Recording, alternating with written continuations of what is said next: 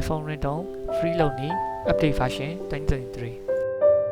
လိုအပ်တဲ့ဒီ app 3ခုကို install လုပ်မယ်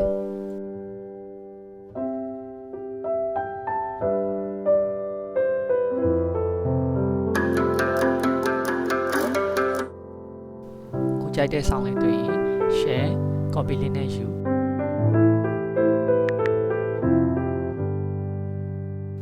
document app ရဲ့ browser ထဲကိုဝင်ကျွန်တော်ကတော့ music ရဲ့ down.com ကနေပြီးတော့တခြင်းကိုတောင်းတယ်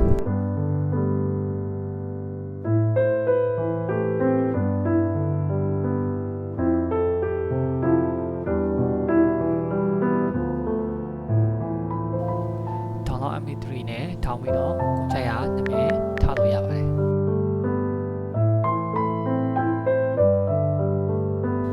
ထောင်းပြီးတော့ရင်ညာဘက်က folder icon လေးကိုနှိပ်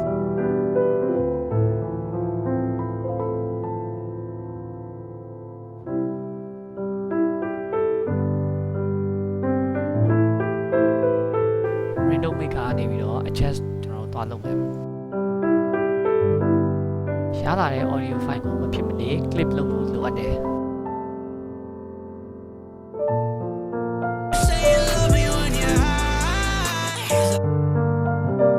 ပြီးရင်ဒီကောင်လေးနဲ့ GarageBand ကိုရွေးပြီးတော့ screen က instruction တိုင်းလေးဆက်လုပ်သွားရင်ရပါပဲ